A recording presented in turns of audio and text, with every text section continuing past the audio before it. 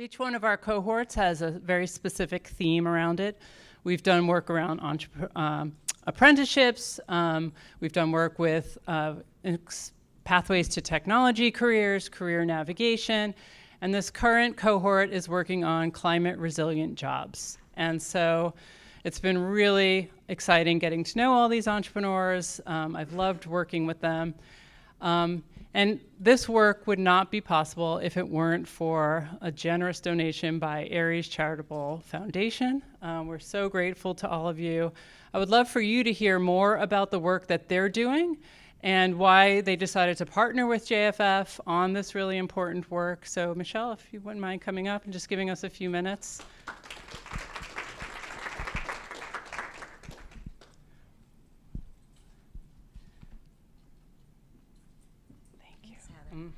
Well, I just want to say good afternoon to everyone, and thank you for the opportunity to speak with you a bit about the work that we've been doing with Jobs for the Future for the past, I guess, almost 3 years now. So on Earth Day 2022, we launched what we call Climate Resilient Employees for a Sustainable Tomorrow, or CREST for short.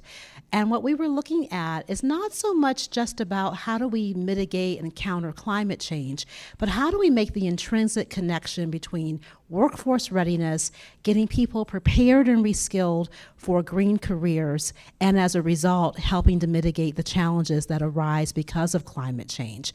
We believe that at its heart, the energy transition is an economic transition, and we want to be certain that no one is left behind. So for us, CREST is about helping populations, including those who have historically been left out of the growing green economy, including women, people of color, people of lower socioeconomic status, be able to have access to that career training and that career reskilling necessary so that they can play a role in the growing green economy. And so we were so delighted when JFF and Heather and team said that they wanted to make this part of the EIR program that JFF delivers, because we know there's no better group to look to than a group of entrepreneurs who have the skill set, the expertise, the passion, and the capacity to be able to create jobs, including jobs in the growing green workforce. So we're so excited about the work that you all have been doing, the innovative approaches that you've taken to help not only add value to society, but also to add value to individuals' lives by creating job opportunities for them. And we're just excited to be part of today's demo event and to learn more about the great work that you've been doing. So congratulations and thank you again.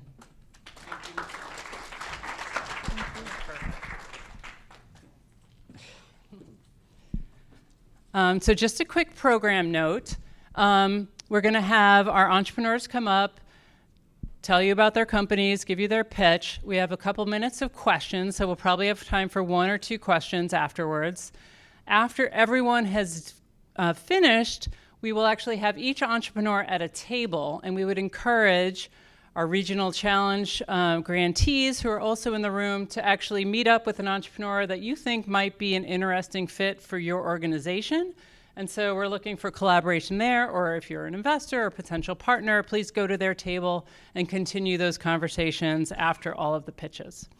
So with that, I will get things going. So I have had the distinct honor of working with all these entrepreneurs for the past 6 months, getting to know them, see their passion, help them through issues, be a part of the ups and the downs. I'm a former entrepreneur myself, so I love just getting in the trenches with folks and helping out wherever I can and helping share experiences. And so we came across Tinia and her amazing company, Renewable. It was really eye-opening for me just to see how people are making such an impact in the climate space. So I will let Tinia tell you all about her company, and super excited for you today. Thank you. Thank you. Hi, my name is Tinia Pina, and I'm the founder and CEO of Renewable. And at Renewable, we consider ourselves circular innovators. So we take waste streams along the food supply chain, and we turn it into more sustainable inputs for gardening and for commercial farms. And so all of us really agree on how to create jobs that makes it easier to perform that job. And we focus specifically on our commercial farms first and foremost. And the reason why is because farms want to grow the most nutritionally dense, local and sustainable food, but in a food compliant or food safety compliant way, so that it's safe for us to be able to eat and consume, but also at affordable prices, which all of us realize is really hard these days. But there's also challenges that they face. So the inputs, such as their fertilizer or other things such as substrates, it's an alternative for soil and peat that they use to put the seed in and grow from, and this is for any crop, continues to increase by at least 28% just as of this year. Climate change increases those challenges just by growing outdoors and indoors, increasing the food safety risks that relate to bacteria. While supermarket shelf space is limited, but the demand for more sustainable, local, and or organic continues to rise. And so the main problem right now is food safety. So as the temperatures continue to increase, as we continue to have more wet conditions, both greenhouses and open field farms struggle to make sure that your food is safe. And we see that especially with recent growers having to pull products from, whether it's quick service restaurants or supermarkets, from salmonella and other type of pathogens. And we've validated this challenge with growers globally, both indoors and outdoors, and how the struggle really makes an impact to being able to operate. So what we've done is we take food waste along from food distributors as well as food processors, and we take crop residues, so fibers, and we turn it into fertilizers and peat-free solutions that allow these farms to have a more secure supply that's produced here in the US, and also be able to reach it with affordable prices so that they can produce predictably and reliably. And that market for fertilizers continues to increase. So globally, we still see that as almost $23 billion. Here in the US, it's valued at 3.6, and our share of the market on the East Coast is roughly 226 million. And for those products that are trying to replace peat, so the reason why that's so important is because globally there's been a lot of mandates to remove peat production, which is a huge cause of greenhouse gas emissions. And that market is roughly $9 billion. So we basically provide a solution for these two looming challenges. And our product speaks, it shows the proof is in the pudding. So RNT stands for our Renew Terra plugs, and we have multiple form factors. Pythium is an example of one of those pathogens that I mentioned. You can see the product picture from second to the left, really showing comparable results, which allow these farms to get a much more price competitive product as opposed to peat, which is normally imported into the country. You see this also being shown for another type of leafy green variety. And so with our growing product roadmap, so just meaning that with our same process, using the same skill set and labor at our production facility in Rochester, New York, we have multiple form factors. We can turn this into a product that can remove our dependence on imported peat and cocoa coir.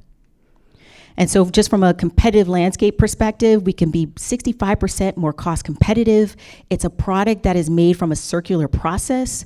It's fully compostable. We can be comparable to the production or yield, which ultimately gardeners and farmers look for, to make sure that we can achieve the same growth rates as they would normally be using with peat. And with our fertilizer, which is known as Away We Grow, we can be able to, for a commercial farm, increase their profit margin by 20 to 60% because we're using at least 80% of food waste to make the fertilizer. So here in the US, especially what happened in the last 2 to 3 years with the Ukrainian invasion, that allows us to provide more domestic production of US fertilizer, which is really key because there's been a lot of supply chain risk for imported goods. And the competitive positioning for that also is really competitive because we can be cost comparable to the synthetic alternatives, which is shown in the middle, and still be a circular product, still be produced in the US, and still be able to perform as a plug-and-play fertilizer for a lot of these farms. Our distribution strategy, so we're a B2B2C business model, meaning we sell direct to farms, we sell to resellers that sell to farms, and we also sell to channel partners that sell to consumers. So that gives us diversification of client type, size, and geography. Our traction is formidable in the sense that, we've been in business since 2015. Largely 7 to 8 years of that was in R&D. And I would say at least 70% of our funding was grant raised. But right now, this year as well as last year was really where a lot of our growth came from. So this year, we're really looking forward to, really growing with our customers that seem to be expanding with the number of farms that they have, but also here in the U.S. and beyond. Our unit economics, the main takeaway from this slide is the fact that we do have really healthy gross profit margin. That allows us to reinvest in people. So even though in manufacturing you would think, really entry-level jobs like a labor technician, QA/QC supervisor, we see our job or workforce development as generalist, making sure that they're not pigeonholed in too much of a specialized role so that they can participate in topics such as product development, quality control, and still be able to have the exposure to the rest of the business model and not be too limited to just manufacturing. Our team has been really the main reason why I've been here and why we've survived for this length of time. A lot of us have been with us for the last almost 5 to 6 years, and a lot of the expertise on the team is coming from finance or investment banking, turnkey turnaround experts in manufacturing, plant scientists, as well as director of sustainability, bringing international private equity, but also a degree in sustainable management from Columbia University. Our growth is here in the U.S., but also abroad. And it's been largely because of the peat mandate that I was alluding to earlier, the need to find a replacement for peat and cocoa coir. So again, our whole business model, even though we're based in Rochester, our manufacturing is based in Rochester, New York. We're headquartered in New York City. Ultimately, we see ourselves scaling beyond with channel partners and having distributed manufacturing in key markets outside of the U.S. Thank you so much for having us here today. This is some of our team in our manufacturing facility. Look forward to some of your questions.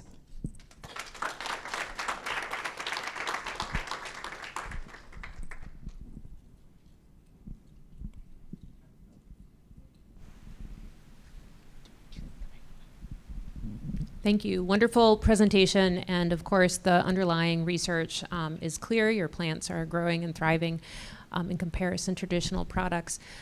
In gaining customers, what has been the biggest barrier or concern that they have raised when deciding to move to your product?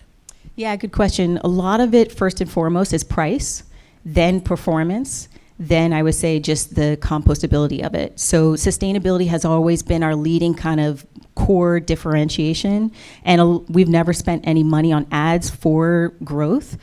So, even though we've been in the business for a long time, we did a lot of content to really put ourselves out there and develop thought leadership. But to answer your question, we can be cost competitive. That's our main leading differentiator, and then followed by the performance. And if those two are solid, then they'll switch. Thank you. No problem. I just had a quick question too. So I want to talk about some of your employees. And has it been difficult to attract people to manufacturing jobs? Yeah, I mean, I was talking to someone earlier in the plenary this morning. It hasn't been difficult from the first shift, so like an 8 to 4 or a 9 to 5. It's the second shift that, which impacts our ability to produce. And so I think this conference definitely brought me back some ideas on how to really fill in more reliably that second shift, because to date we have been leaning on temp agencies for that. Yep.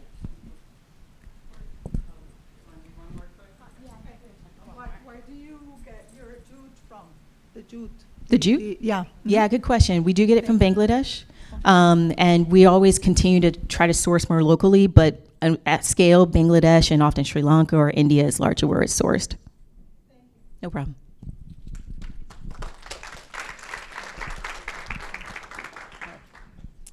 Thank you so much for that. Our next presenter is Shakir. Many of you may know he actually used to work for JFF and then left to go work at a startup. And so it's really exciting, all the work that he's been doing at Julius Education, and excited to hear from you, Julius. Shakir.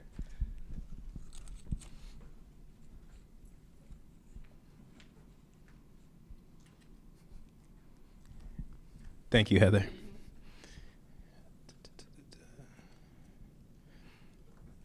As Heather mentioned, my name is Shakir Kanamoy.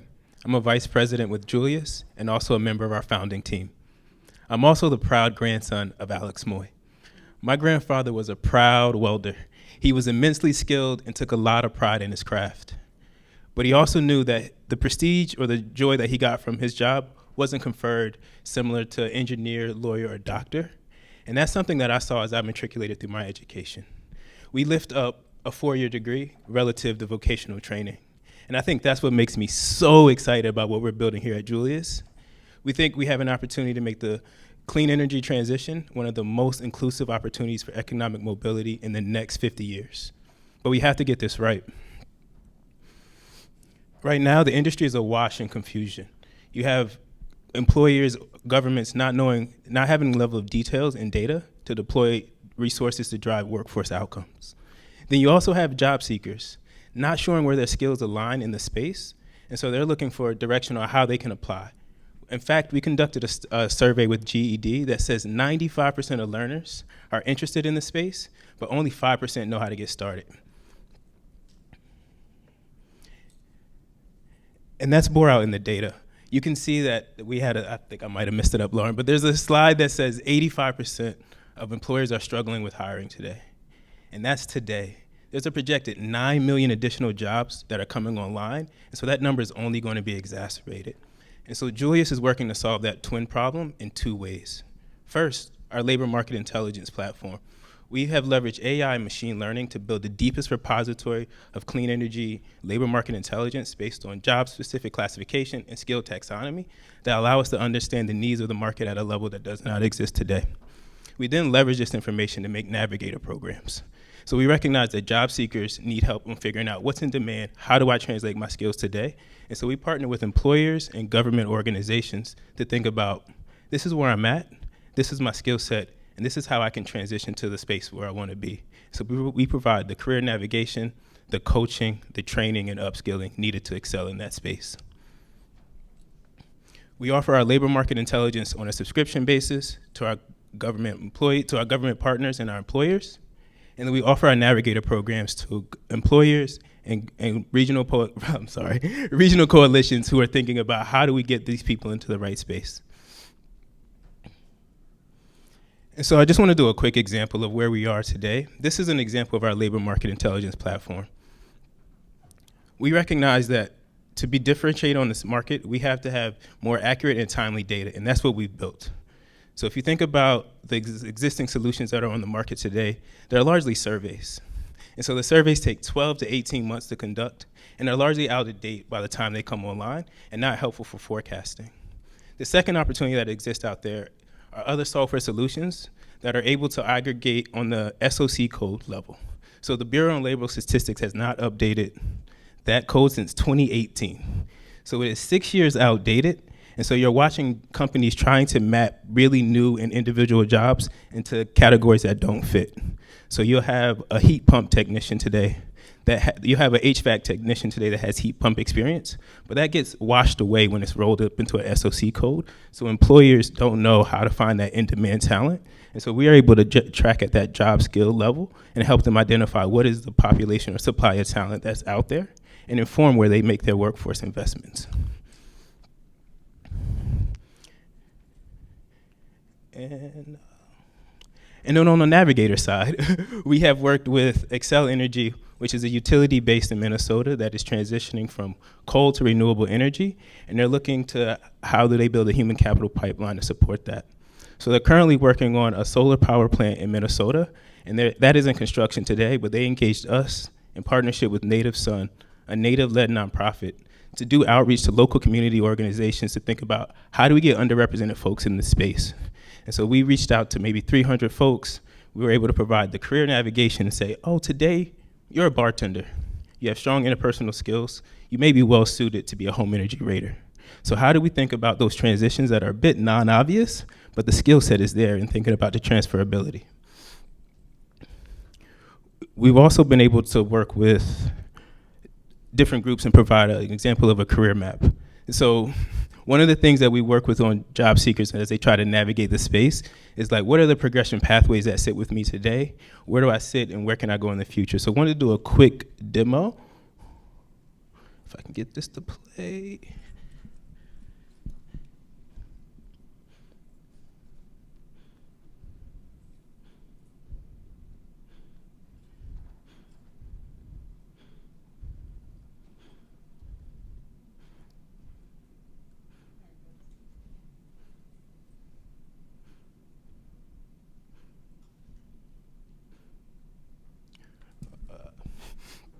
So you can, I can't get the video to play, but what you'll see here is that the progression pathways show up when you click a node on the map, and it shows you some obvious ways that you will see that will maybe jump out to you going from an analyst to a manager, but some non-obvious progression pathways that go left and right.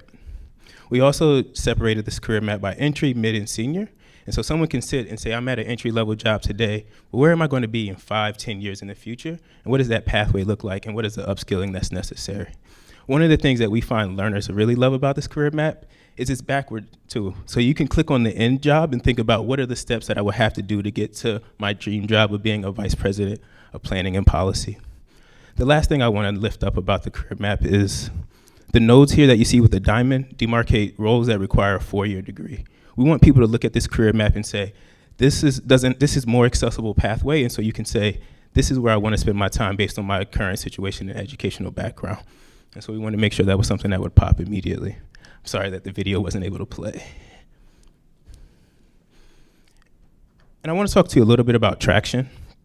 So to date, we are at 2 million.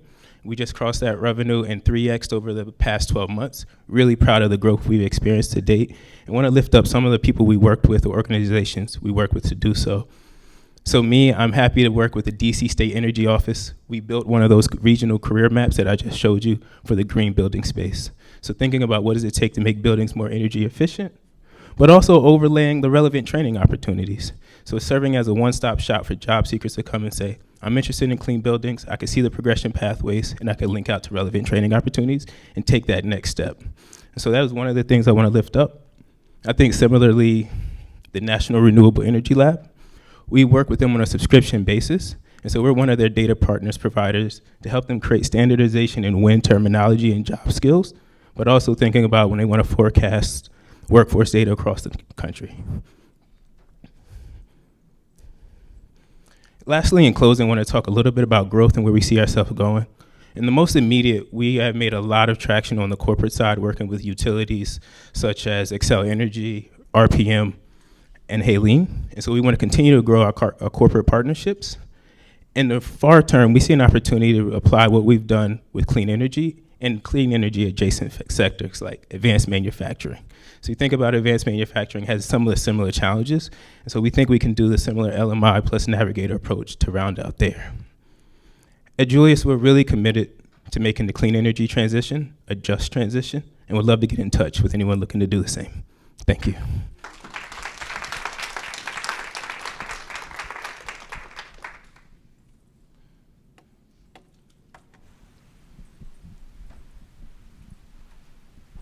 Thank you for a great presentation. Just to go back to some of the corporate partnerships you're working with, when you have a corporate employer that's coming to you for guidance and support on how to build a more diverse clean energy workforce, are they coming to you because they're talking specifically about the workforce coming into their company, or are they seeking guidance on building a more diverse pipeline of talent for the sector itself? And if you could just, for both answers, how do you respond to that? Yeah, I think the question that we normally start with is they're struggling with human capital writ large. It's not a diversity question, it's I don't have enough people to fill the jobs I have today. And so we have to look at different populations if we're going to fill the gap. And so we're normally able to unearth where they see the biggest supply and demand gaps on roles writ large, and then be able to provide the guidance on where you see opportunities for targeted recruitment. So the diversity angle, or where we lean into that, is because we can't get there with the current bodies that we have. And so we have to explore, how do we get people in adjacent fields, or maybe non-adjacent fields. I wouldn't call a bartender exactly adjacent, but people who have skill sets that can apply in the space and really widen the aperture from where we're recruiting from. And so that's the conversation we're looking at today. Is we know we don't have enough electricians. It takes 4 to 5 years to get electricians online. How do we find people who might have relevant skills and might be able to short circuit that training by 2 or 3 years?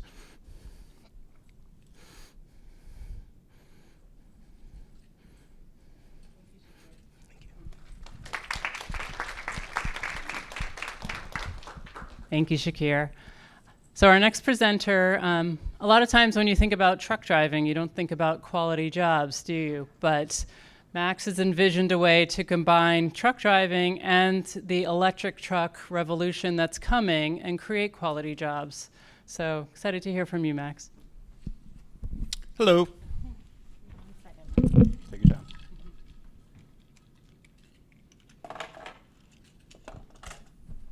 While we're waiting, if you guys look around in this room, pretty much every single thing in this room has been on a truck at some point in time. There's a saying in the trucking industry that if you got it, a truck brought it. And so I think we all know how essential trucking is in our lives. It's known as the backbone of the economy. It's a massive, essential, and universal industry. There are 14 million trucks in the USA. They travel 330 billion miles per year, which is the equivalent to Saturn and back daughter times. These same trucks carry 11.5 billion tons of freight, which is 72.6% of the total freight bill in the United States. That's equivalent to 30,000 Empire State Buildings. It's a huge industry. There's 3.5 million truck drivers, 1 million companies, and 99% of those companies have less than 100 trucks. And so it's a highly fragmented industry, and consists largely of mom and pops who have 5, 10 trucks or maybe even less. But the industry is also known as a sweatshop on wheels due to the long hours, the unsafe conditions, the health hazards, and the toxic fumes that drivers are subject to. 7% of all US CO2 emissions come from heavy-duty trucks. 250 tons of CO2 are emitted per year per truck, which is the equivalent to 10,000 trees just to offset one truck. It's also a really hard lifestyle. You typically work 11-hour days. You're on the road for 240 out of 365 days per year. You're paid by the mile. And when you do the math, that equates to less than minimum wage for many of these truck drivers.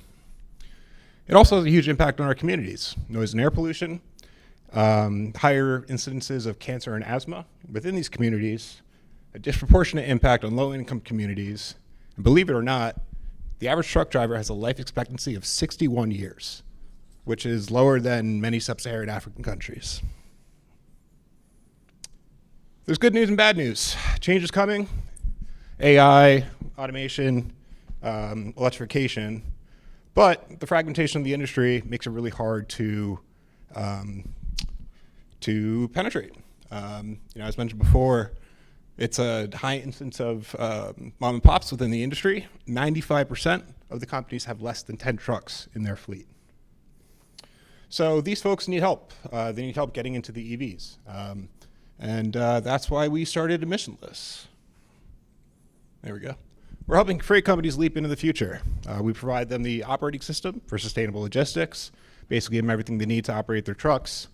But we also connect the shippers and the freight brokers directly to these drivers to give them EV-compatible loads and to help keep them moving. In addition to providing our software solution, we're developing a hub-to-hub freight network. Did I skip a slide? There we go. Yeah, so our hub-to-hub freight network, similar to the Pony Express. Essentially, driver 1 takes the freight from A to B, driver 2 B to C, so on and so on. But driver 1 just takes it back from A to B. That way, the driver can start and end each day at home, and they don't have to spend 2/3 of the year on the road away from their families. On top of that, it's 50% faster. The way the regulations work in the United States, you can only drive for 11 hours per day, but then you got to sit on the side of the road at a truck stop for 13 hours. By eliminating this overnight roadside rest stop, you can increase delivery speeds by 50%. Additionally, by implementing EVs and by putting sort of more miles on your vehicle in a year, you can double your profitability. Further, as mentioned, this approach is very driver-friendly in that it helps them get home every single night to their family. And lastly, by breaking these segments into smaller pieces, it makes it much easier to deploy electric vehicles into the trucking market. So we are currently in the proof of concept phase. Outside, we have our van parked. It's a BrightDrop Zevo 600. So keep an eye out for that when you walk out the front of the hotel on the left behind the church. And we're driving it around. We have a pilot at the Brooklyn Navy Yard through Yard Labs and the NYC EDC, where we are demonstrating shipper demand from a handful of these different customers that are listed there. We move all types of stuff, e-bikes, electric motorcycles, fine art, EV chargers, and indoor farming equipment as well. We're adding more customers every day. So the idea here is really to create the blueprint and then use that as a way to bring additional carriers into the electric freight space. So this is our team. We're all very smart. And we're in the process of raising funds to support continued growth, including hiring other folks full-time, growing the fleet, developing our software platform, and entering new markets like Los Angeles. And that's it.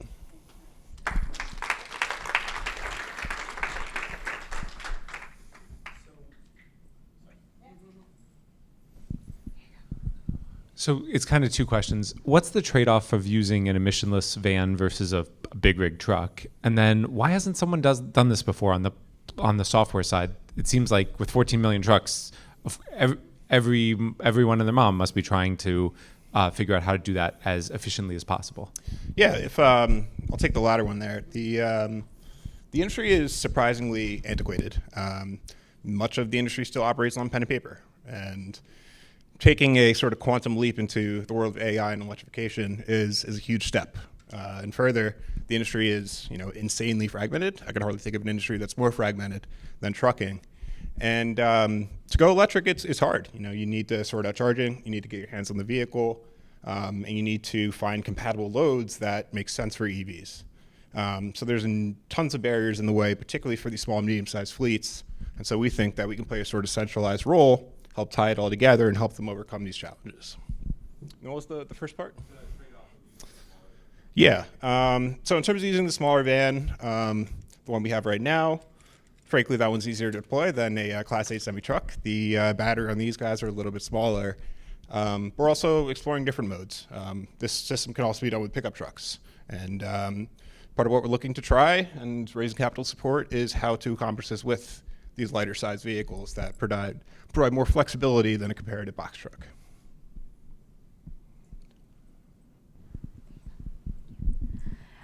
Have you guys explored the possibility of partnering with like a Daimler who's working on EV trucks? I say that because Daimler's in my hometown, so. Yeah, and we've had numerous conversations with the OEMs of all different shapes and sizes, meaning all different sorts of vehicle sizes as well. Right now, as mentioned, we're sort of looking at the lighter and shorter end of the freight market and working our way up ultimately to the semi-trucks. But got to start small and take it from there. And so we really see our approach as a way to increase commercial EV adoption. And so to the extent we can partner with OEMs and community groups to help make this more of a reality, great. Have you explored the models that they're using in European cities? I saw in Bilbao that UPS and FedEx deliver with these small trucks. I don't know. I think it was fascinating. It was great. So if you think about freight, there's the first mile where it either comes from the ports or it comes from a factory. There's the middle mile where it gets from that port or factory to a warehouse, and then last mile where it goes from the warehouse to our homes. We're more so focused on the first and middle, whereas the last mile, you're seeing smaller form factors like cargo bikes and human-powered delivery solutions. And so we have a lot of great partners in NYC who are operating those size vehicles, but a little smaller than what we're focused on.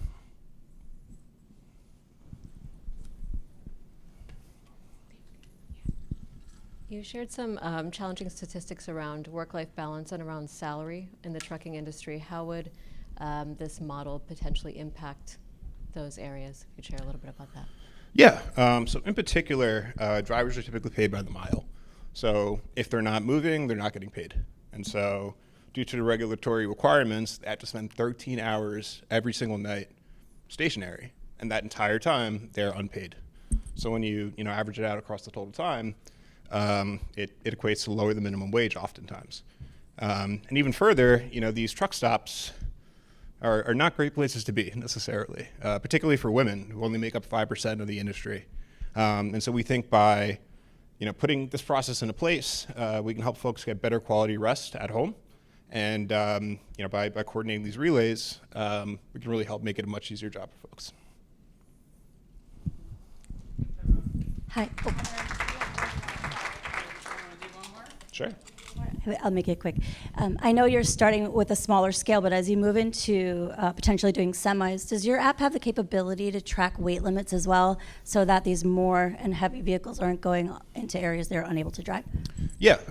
So right now, starting with these lower amounts, weight is not as much of an issue. And also in terms of routing of the vehicles themselves, there's very specific truck routes. There's very specific sort of lanes, ways you got to go about it. Actually, I learned that the hard way this morning when I was driving down from New York City. I should have stayed at 95. But anyway, we put a lot of effort into planning and making sure these routes are, fit for the equipment and fit for what we're moving. And so, that's a core component of what we do. And, in addition, we're trying to find ways to transition, away from the big box trucks and things like that, in New York City, for example, clog up the streets, and how instead maybe to use a smaller format that's like a pickup truck with a tow hitch trailer or something similar. And so, really trying out different approaches and, seeing what might fit.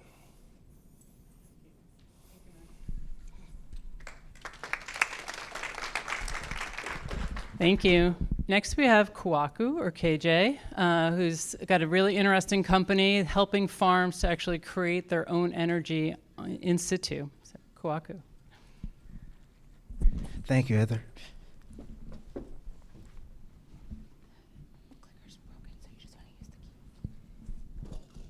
Hello, everybody.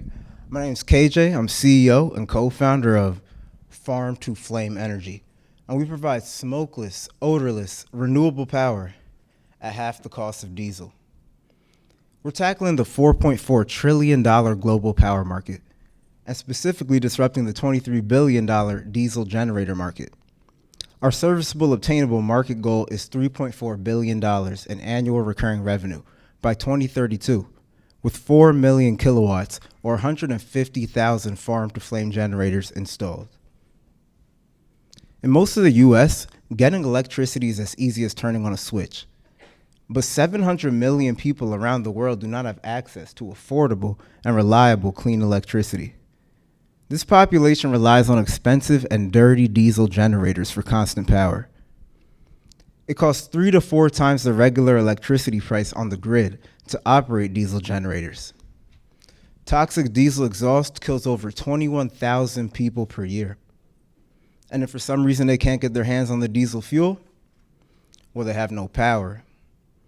We've built the Farm to Flame generator, a carbon neutral electricity asset that's just as reliable as diesel, but half the cost, with no smoke and no odor. We utilize feedstocks like corn stalks, wood waste, miscanthus, and paper waste for carbon neutral electricity generation. And one of our 30 kilowatt generators could power 3 homes, a commercial building, or a medium-sized farm. Our patented smokeless and odorless combustion process has allowed us to achieve a blue flame, equating to high combustion purity, less maintenance than traditional wood chip generators, and increased revenue.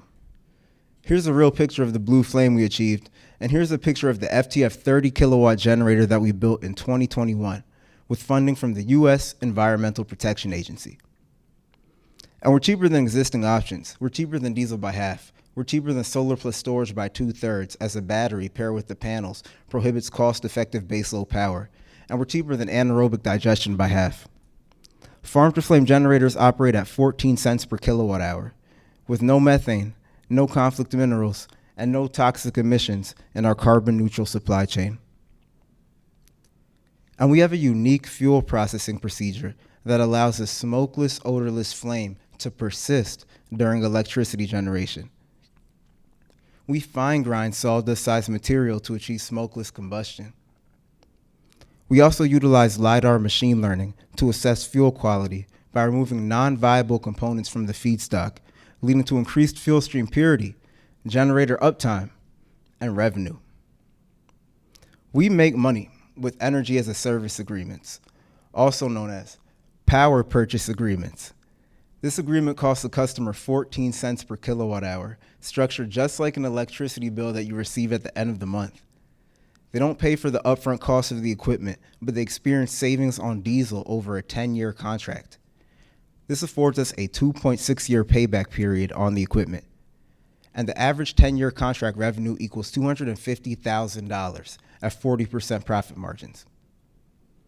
We have $5.28 million in the pipeline for 2024 to 2026. We have closed a $20.4 million engineering, procurement, and construction agreement, plus a 3-year operation and maintenance contract with Cocoa Processing Company, a large chocolate producer for Golden Tree, in which we're converting their cocoa husks into combined heat and power. And we have signed a services agreement with Georgia Pacific. They're the largest wood waste electricity producer in the U.S., in which we are converting their paper pulp sludge into energy with farm-to-flame dryers. We have a world-class team of co-founders and executives who have built the farm-to-flame generator and have been funded by world-class organizations including Cisco, the U.S. Environmental Protection Agency, Bank of New York Mellon, and Georgia Pacific for over $2 million in non-dilutive funding. And we have a great team of advisors who have successfully raised and exited over $400 million in their previous companies, selling to BMW, General Electric, IPO, and recently Michelin. Your investment enables Farm-to-Flame Energy to install 1,000 kilowatts of farm-to-flame generators on the East Coast in our seed stage, creating an additional $1.1 million in annual recurring revenue to the $22 million in existing projects we have. We will commence installment of over 50 megawatts, $50 million annual recurring revenue of farm-to-flame generators. And over the next 24 months, we will abate over 396,000 tons per year of carbon dioxide from diesel and natural gas. Join us as we scale to 4 gigawatts with over $3.4 billion per year in revenue and $12 billion in carbon neutral electricity assets as we expand energy security globally. Thank you so much. My name is KJ, CEO and co-founder of Farm-to-Flame Energy.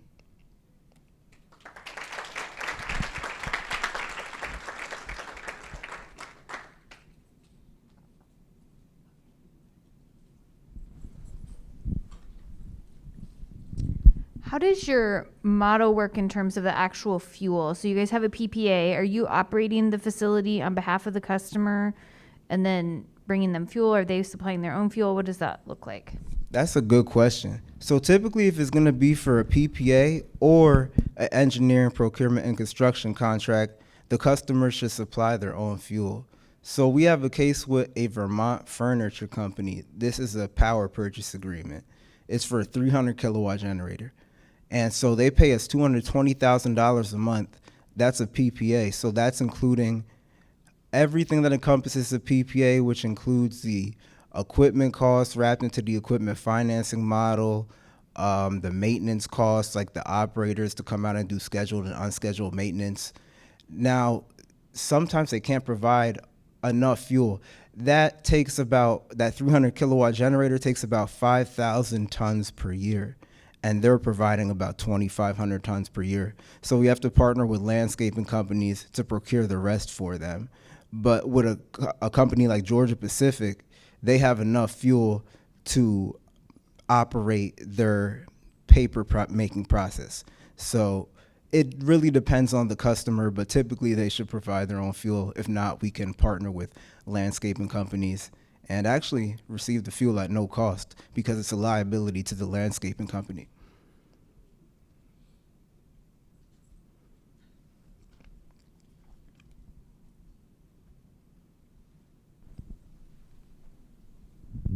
KJ, great presentation and technology. And I come from the utilities background, so amazing. Great to hear all of these words I love. So thinking about the input, the actual source of fuel, you just addressed that. I think taking it a step further, do you anticipate further down the line a smaller scale system that could be used for apartment buildings, for example, to fuel that energy use, and perhaps second part of the question, partnering with cities, for example, that do a lot of waste gathering and could be a source of fuel for your system? That's a great question. Long term. Yeah, long term vision I would here. say maybe. And the reason why I say that is because even short term, it has been very much a challenge. Even building this 30 kilowatt generator, which was our first commercial unit, it took a long time, you know, and I think it is inherent with our current technology. Like a lot of biomass power plants are steam operated, so the steam boiler, steam turbine, those things take like a year to a year and a half to procure, whether it's 30 kilowatt or 30,000 kilowatts. It's just the manufacturers take a long time. And I just onboarded a VP of engineering, his name's Carl, and he actually currently works at Archaea Energy. Archaea, they just sold to BP last year.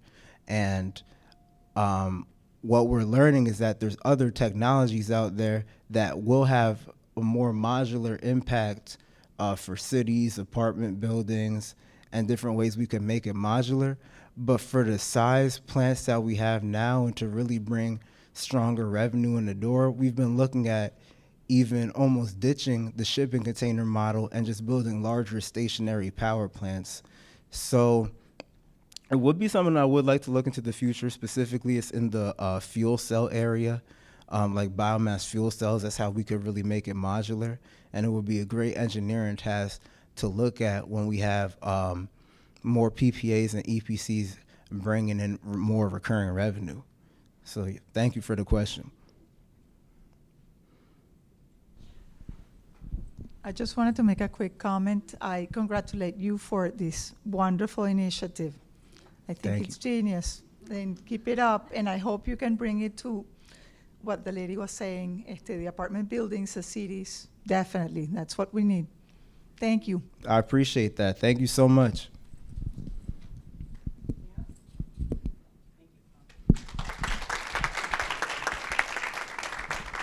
Thank you, Kwaku. Our final presenter today is Kala Fleming. She's CEO and founder of Frontline Gig and is revolutionizing how gig workers find their way into climate jobs.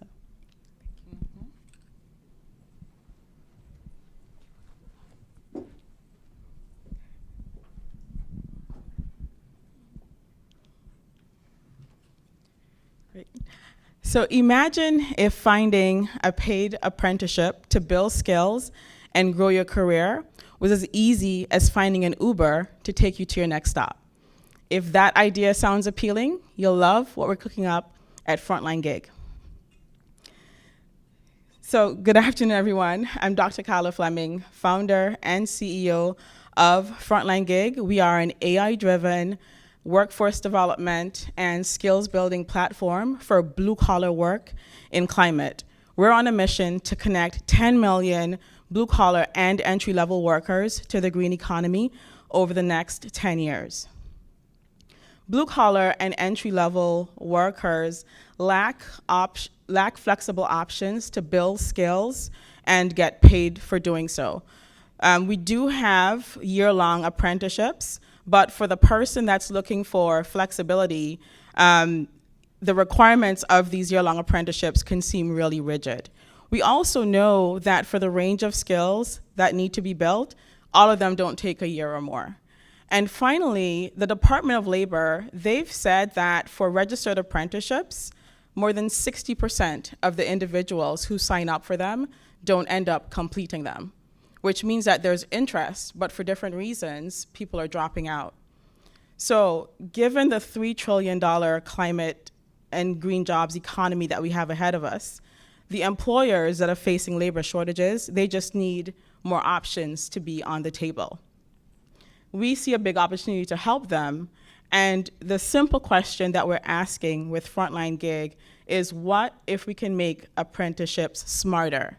And so at a minimum, for now, what that means is, could they be more flexible, and can they be shorter when it's appropriate, when it's suitable? And so this is why I built Frontline Gig. Our apprenticeships co-pilot, it casts a wide net that helps many more individuals start to figure out where they fit in the green economy, and at the same time, we help employers reach deeper into communities, and ultimately they end up spending less on their training costs. So when individuals come to the process, we begin with assessments, and we look at things like soft skills. We're asking, do you love working outside? And we're also gauging your affinity for working with data. When we assess these things, we can then position these new entrants into the green economy to put them into the best spot and best position to win and have follow-on opportunities. When we did this with Darnell, that allowed him to hit the ground running with our team, and then today he's making lots of strides. So let's just learn a little bit more about him. Darnell is 28, he's figuring life out, and he lives on the outskirts of DC.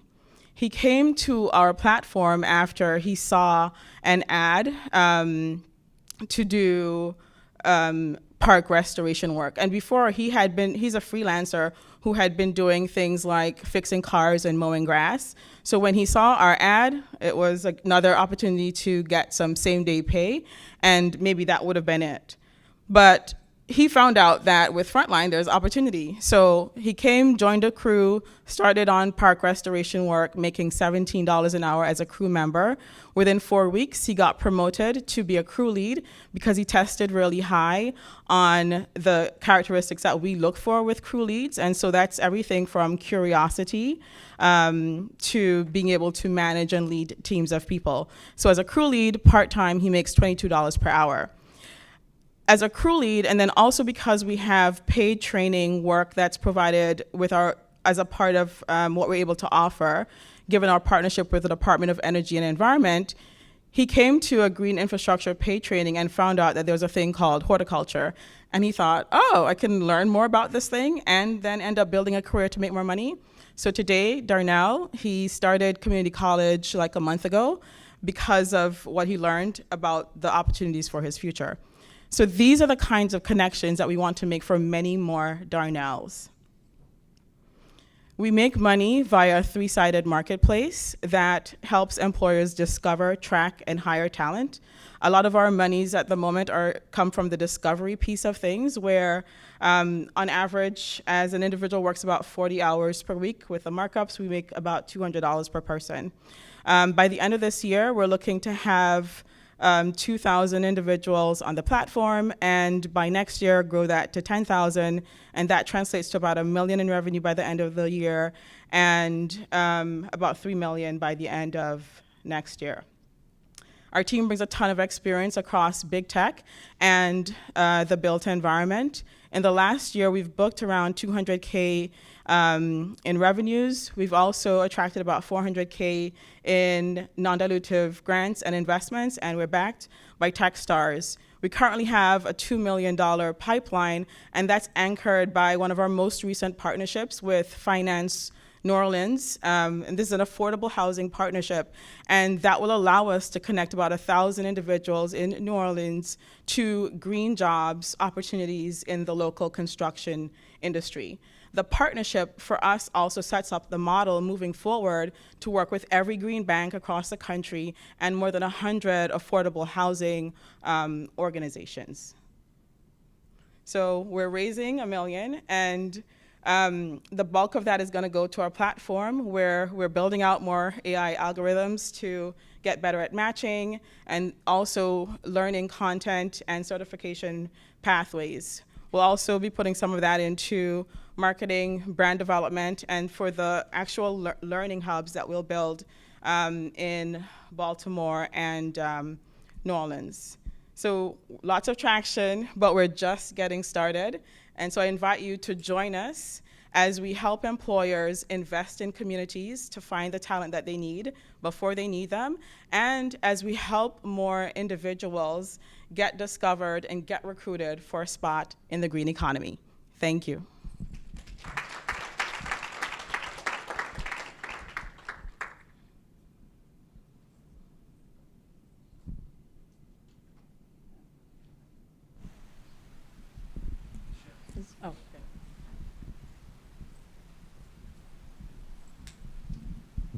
Thank you. Really great to hear about your program. I wanted to ask if you could talk a little bit more about the trainee and educational content that you're looking to build out, how you're planning to deliver that, if that would be online delivery, if it be in person or a hybrid model, and just curious about what the delivery would look like as well as the timing for it. Would it be a multi-week, multi-month, a couple of, a year? Just curious. So multimodal. So the key idea that you should take away from our approach is that we're focused on the trades in the green economy. So to prepare individuals to do hands-on work, you got to be outside. But there will be, for the learning pathways that we have, there will be digital content. So the ways that we want to be able to guide individuals is that there are a couple of things. So I think one quick thing I'll show you is that we have bets that we've placed on some of the key roles. So here I'm showing, for example, site supervisor, crew lead roles, installation roles, and then community outreach lead roles. Like those are key ones that no matter what is happening in your city regarding politics and just other things, there's a path for you. So these are just core pathways. And so the learning content connected to those, the community outreach lead, for example, has a more of it's a mix of data focused pathways versus gift of gab sales. So that'll be for those individuals who kind of fit that. And as you can imagine, so Darnell is on an installations and maintenance kind of pathway. But in terms of what the certifications look like, there's a mix of what do we need for just enablement. So there are things like, most of the jobs that you're going to do, you're working in a crew. So you need to be basic work readiness kinds of things are what we have as our internal certifications. But we're also looking at how best to partner with community colleges, because so for like a Darnell, the conversation we're having with his community college is they want more of him because they had scholarships ready for him. They just hadn't found enough of the people like him who want to take up that opportunity. And so although, community colleges have already started to have smaller certification programs, we can still do even smaller. It's like, so how long should it last? Anything from maybe a week of like 10 hours, for example. We want to have it that small to have your first micro certificate, and then you can get another one once you've gotten that one. So once you come outside, you're feeling good because you've done something useful for your community. Maybe you've figured out that there's a thing called green infrastructure, and like Darnell, you figured out that, oh my God, there's a thing called horticulture. It now whets your appetite because you've done it for real, and hopefully that keeps you, curious enough to keep learning and pursuing. But there's no, it's like everything 6 weeks. It's not necessarily that fixed.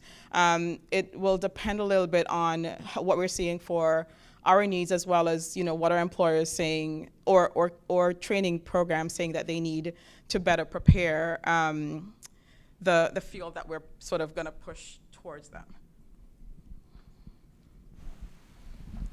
I just had a quick question about your customer or your user acquisition strategy. How do you find more Darnells? How do they learn, about the platform and what that kind of looks like? Because I imagine you'd have to do a lot of spend on marketing if you were going like a social strategy or what have you. So curious about that. So right now we're going after our Darnell. So the Darnell types are the ones who are the movers, shakers, freelancers who are not attached to any particular organization. And then there's a second level of community college affiliated, maybe in high school kind of person who needs CTE. The Darnells of the world, the two strategies for them are social media, if we need to, but ideally there are other NGO types that he might have had a touch point with. So that could be anything from in DC here, Bread for the City is like a pro-poor kind of organization. So we're trying to, the same way that we're trying to have employers invest in talent before they need them, we're also trying to be more outside. And so we're not doing it now, but for example, we want to have, for the career guidance that we offer to get into the green economy, there's like a simple 4-quadrant matrix. All of that to say, for workforce centers, for example, that have traffic coming to them, we want to have a presence there and co-locate with them. So for the places that are kind of serving our population that are underemployed, we want to go and be where they are so that we don't, use social media, yes, but maybe have it as more of a last resort. So a lot of our footprint and a lot of what we're raising for is to sort of have more of that presence and those partnerships with those organizations that might, have a reason to have a touch point. Thank you so much.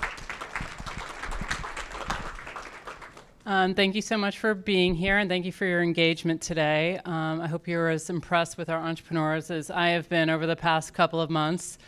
I have 2 program notes. So after, right now, I'm going to have each one of our entrepreneurs set up at a table, and I would love for you to come to their table, ask more questions, get deeper on some items maybe you have more questions about, and just engage them.